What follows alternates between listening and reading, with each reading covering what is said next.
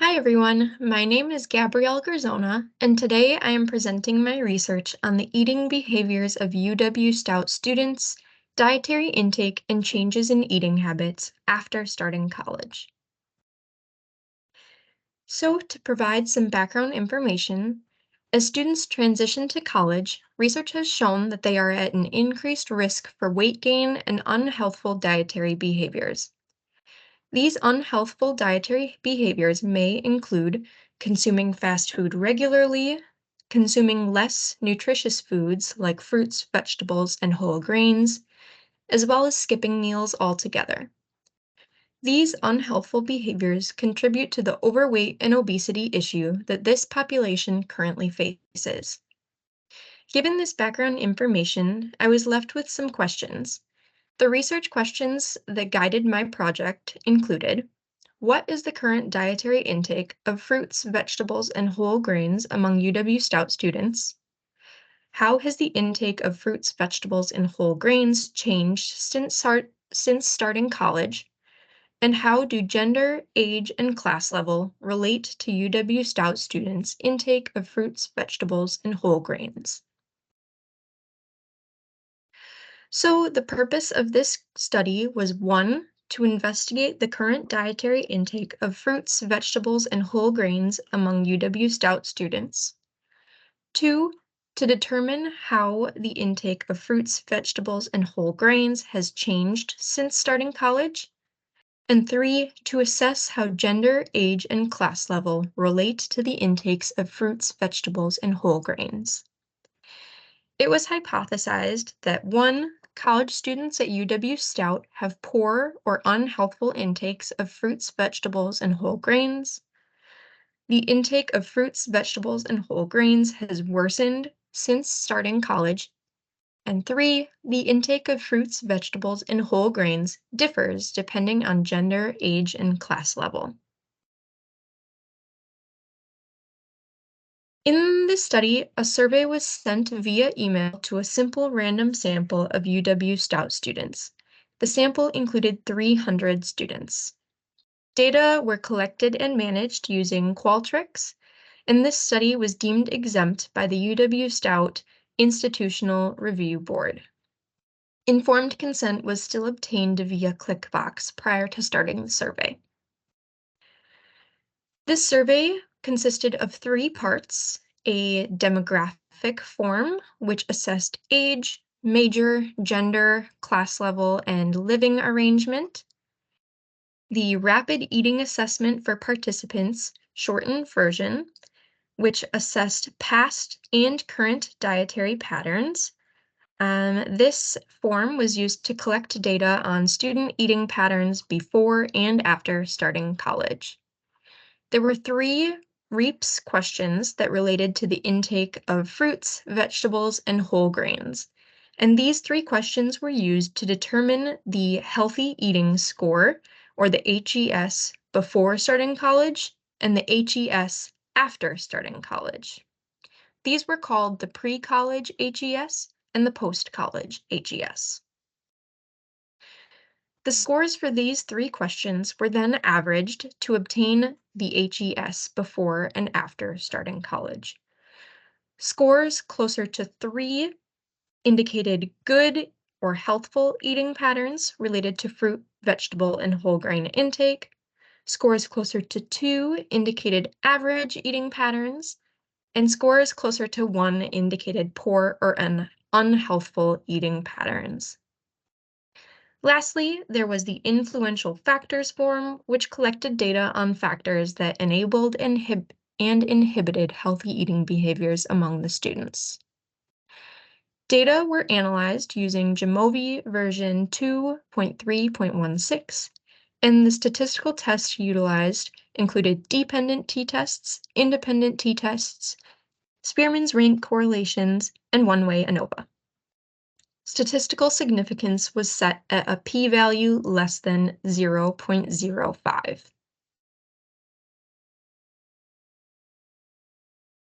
As for the results, a total of 47 responses were obtained, and this equated to a 15.7% response rate. A total of 3 surveys were excluded from the data analysis as they were incomplete, and this resulted in a final sample of 44 survey responses. Table 1 on the right-hand side of this slide shows the demographic information that was collected. So you can see that the mean age was 22.61 years, with the youngest person being 18 years old and the oldest person being 43 years old. A total of 25 females responded to the survey. There were 17 males, 1 non-binary individual, and 1 trans male. As for class level, there were 5 graduate students, 22 upperclassmen, and 17 underclassmen. So if we compare graduate students to undergraduate students, the majority of the responses came from undergraduate students.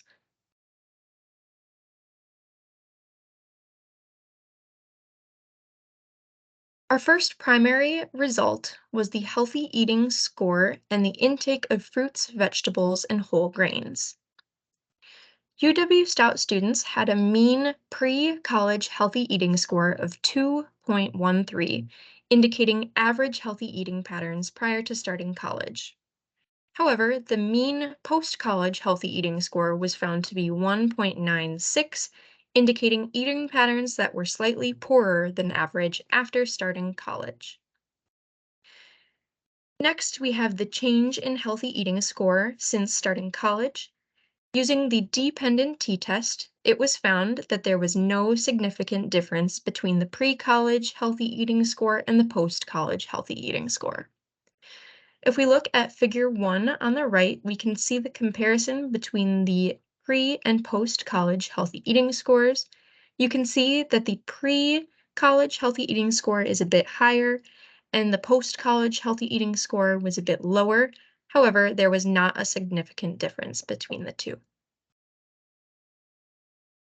Next, we have gender and post-college healthy eating score, and there was no significant difference found between the two, as well as age and the post-college healthy eating score, and there was no significant difference there as well. You can see in figure 2 the post-college healthy eating score based on gender. There is a trend that females had a higher post-college healthy eating score compared to males. However, as I mentioned, there was no significant difference found between the two. Lastly, we have class level and the post-college healthy eating score. Using one-way ANOVA, there were no significant differences in the post-college healthy eating score across the 3 class levels. However, as you can see in Table 2, graduate students had the highest post-college healthy eating score at 2.25. This was followed by upperclassmen at 2.04, and finally underclassmen with the lowest post-college healthy eating score of 1.75. So we can see that as students go up in class level, they tend to have higher healthy eating scores after starting college. However, as mentioned, there was no significant difference between these scores across the 3 class levels. Overall, the data support the hypothesis that UW-Stout students have poor, unhealthful intakes of fruits, vegetables, and whole grains after starting college. Although the pre-college healthy eating score was higher than the post-college healthy eating score, indicating that student eating habits worsened after starting college, this was not statistically significant. There were also no significant differences in the healthy eating score after starting college based on gender, age, and class level. However, there was a trend towards a higher post-college healthy eating score among females compared to males. Previous research on the eating habits of college students was limited in that most studies were either conducted internationally or in urban U.S. cities. Additionally, there was limited data on demographic characteristics aside from gender, and most studies only assessed eating habits after starting college, not before. Therefore, the current study was strengthened and expanded upon previous research by including college students in the rural U.S., an assessment of additional demographic characteristics like age and class level, and an analysis of the changes in eating practices from before versus after starting college. This study was not without its limitations, including a small sample size and the low response rate of 15.7%. Additionally, there is the potential for bias and error in student responses since the students filled out these surveys on their own time, and the findings may not represent the entire UW-Stout student population, and they may not be generalizable to other college students in rural areas or urban U.S. cities. In conclusion, the primary finding of this study was that UW-Stout students have poor, unhealthful intakes of fruits, vegetables, and whole grains, as represented by the post-college healthy eating score. Future research should aim to have larger sample sizes, and it should continue to explore the changes in eating habits both before and after starting college, as well as how demographic characteristics like gender, age, and class level relate to student eating habits. This information may be useful in understanding how attending college may influence the eating habits of students in rural areas.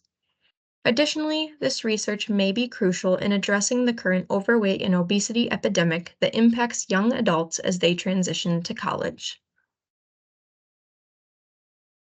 Thank you so much for listening to my presentation. Here is my list of references.